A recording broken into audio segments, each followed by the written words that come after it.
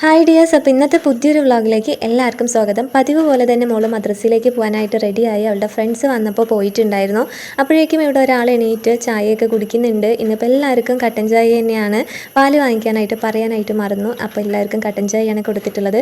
പിന്നെ നേരെ ബ്രേക്ക്ഫാസ്റ്റൊക്കെ റെഡിയാക്കാമല്ലോ എന്ന് കരുതി കിച്ചണിൽ കയറിയിട്ടുണ്ട്. ആ ഒരു സമയത്താണ് ഞാൻ മെയിനായിട്ട് വീഡിയോസൊക്കെ സ്റ്റാർട്ട് ചെയ്യുക. അപ്പോൾ ഗോതമ്പ് ദോശയ്ക്കുള്ള ബാറ്ററൊക്കെ സെറ്റാക്കി വെച്ചിട്ടുണ്ട്. അതിനിടയിൽ തേങ്ങയൊക്കെ ചിരവി വെച്ചിട്ടുണ്ടായിരുന്നു. ഇന്നിപ്പോൾ ഗോതമ്പ് ദോശയ്ക്ക് ചട്നി റെഡിയാക്കാമെന്ന് വിചാരിച്ചിട്ടാണ്. അപ്പോൾ പൊരികടല, തേങ്ങ, പച്ചമുളക് ചേർത്തിട്ടാണ് ഞാൻ സാധാരണ ചട്നി റെഡിയാക്കാറ്. ആവശ്യത്തിനുള്ള വെള്ളം ചേർത്ത് മിക്സിയിൽ നല്ലതുപോലെ അരച്ചെടുത്തിട്ടുണ്ട്. ഇനിയിപ്പോൾ ദോശ ചുടാനായിട്ട് നോക്കാം. ഇവിടെ ചട്നി കൂടി റെഡിയാക്കുന്നുണ്ട്. അതിന് വേണ്ടിയിട്ടാണ് ഇപ്പോൾ ഈ 2 ബർണറിലായിട്ട് പാത്രങ്ങൾ വെച്ചിട്ടുള്ളത്. അപ്പോൾ ചട്നിയൊക്കെ താളിച്ച് സെറ്റാക്കിയിട്ടുണ്ട്. ഇനിയിപ്പോൾ ഗോതമ്പ് ദോശ ഒന്ന് ചുട്ടെടുക്കണം. അപ്പോൾ 2 സൈഡും ഞാൻ മറിച്ചിട്ടിട്ടാണ് ഗോതമ്പ് ദോശ ചുടാറ്.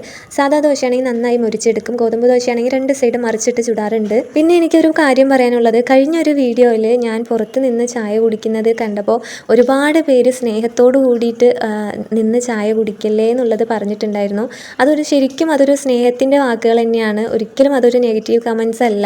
എനിക്കതിൽ കണ്ടതിൽ ഒരുപാട് സന്തോഷമുണ്ട്. എൻ്റെ ഒരു മിസ്റ്റേക്ക് ചൂണ്ടിക്കാണിക്കാനായാലും നിങ്ങൾ ഓരോരോ കമൻറ്റ് ചെയ്തല്ലോ എന്നുള്ള ആ ഒരു സന്തോഷം ഉണ്ടായിരുന്നു. അപ്പോൾ നിങ്ങൾക്ക് എന്തെങ്കിലും സജഷൻസോ അല്ലെങ്കിൽ മിസ്റ്റേക്കോ എന്തെങ്കിലും പറയാനുണ്ടെങ്കിൽ കമൻറ്റിൽ ധൈര്യമായിട്ട് പറയാം.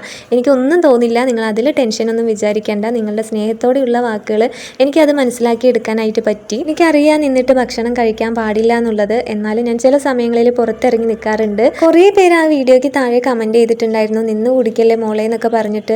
അത്രയും സ്നേഹത്തോടെയാണ് അവർ പറഞ്ഞിട്ടുണ്ടായിരുന്നത്. അപ്പോൾ നിങ്ങളുടെ വാക്ക് ഞാൻ ഒരിക്കലും നിഷേധിക്കില്ല. ഈ വാക്കുകൾ എൻ്റെ ഓർമ്മയിൽ എപ്പോഴും ഉണ്ടാവും. ഞാൻ എന്തായാലും ഫുഡ് കഴിക്കുമ്പോൾ ഇരുന്നിട്ട് തന്നെ കുടിക്കാനും കഴിക്കാനും നോക്കാം. മോളെ റെഡിയാക്കി കഴിഞ്ഞതിന് ശേഷം മോൾക്കുള്ള ഫുഡ് ഇന്ന് ഞാൻ തന്നെ വാരി കൊടുക്കാമെന്ന് വിചാരിച്ചു. അവൾ കുറച്ച് ദിവസമായി വാരി തരുമോ എന്ന് ചോദിക്കുന്നു. അപ്പോൾ ഇന്ന് എന്തായാലും ഞാൻ വാരി കൊടുക്കാമെന്ന് വിചാരിച്ചു. അങ്ങനെ വാൻ വരാനായിട്ട് സമയമായപ്പോൾ ഞങ്ങൾ പുറത്തിറങ്ങി നിന്നിട്ടുണ്ടായിരുന്നു. അങ്ങനെ മോള് സ്കൂളിലേക്ക് പോയി കഴിഞ്ഞാൽ ഞാനും മോനും ഒറ്റയ്ക്കായിരിക്കും. ഞങ്ങൾക്ക് ആകെ മൊത്തത്തിലൊരു ശൂന്യതയായിരിക്കും. മോള് കൂടി ഉണ്ടെങ്കിൽ ഇവരുടെ വഴക്കും കാര്യങ്ങളൊക്കെ ആയിട്ട് ആകെ മൊത്തത്തിൽ വീട് ബഹളമായിരിക്കും. മോള് സ്കൂളിലേക്ക് പോയതിന് ശേഷമാണ് ഞാനും മോനൊക്കെ ഫുഡ് കഴിക്കുന്നത്. അങ്ങനെ ഞങ്ങൾ ഫുഡൊക്കെ കഴിച്ച് ഇനിയിപ്പോൾ ഉച്ചയ്ക്കുള്ള പ്രിപ്പറേഷൻസ് ഒക്കെ നോക്കാമെന്ന് വിചാരിച്ചു. ചോറിനുള്ള അരിയൊക്കെ കഴുകി ഇടുന്നുണ്ട്. എന്നിട്ട് കിച്ചണൊക്കെ ഒന്ന് നീറ്റ് ആക്കണം. അപ്പോൾ കുറച്ച് പാത്രങ്ങളൊക്കെ കഴുകാനുണ്ടായിരുന്നു. പിന്നെ കൗണ്ടർ ടോപ്പൊക്കെ ഒന്ന് നീറ്റാക്കി. ഇന്നിപ്പോൾ കറി ഉള്ളത് കൊണ്ട് തന്നെ ഉപ്പേരി മാത്രം വെച്ചാൽ മതി. അപ്പോൾ ഉപ്പേരിയിൽ ഇന്ന് ഞാൻ വെള്ളം ഒഴിച്ചിട്ടില്ല.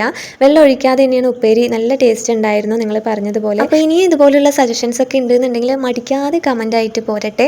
ഞാനതൊക്കെ ഒന്ന് ട്രൈ ചെയ്ത് നോക്കാം കേട്ടോ. അപ്പോൾ ഇന്നത്തെ ഡ്യൂട്ടീസൊക്കെ ഏകദേശം സെറ്റാക്കിയതിന് ശേഷം ഞാനൊന്ന് ഫ്രഷ് ആയിട്ടാണ് പിന്നെ തുണികളൊക്കെ ഉണങ്ങാനായിട്ട് ഇട്ടത്. ഇനി നെക്സ്റ്റ് വീഡിയോയിൽ കാണാം. അപ്പോൾ സബ്സ്ക്രൈബ് ചെയ്യാത്തവർ സബ്സ്ക്രൈബ് ചെയ്യുക. വീഡിയോ ഇഷ്ടമായാൽ ലൈക്ക് ചെയ്യുക, ഷെയർ ചെയ്യുക, കമൻറ്റ് ചെയ്യുക. അപ്പോൾ ഓക്കെ, ബൈ.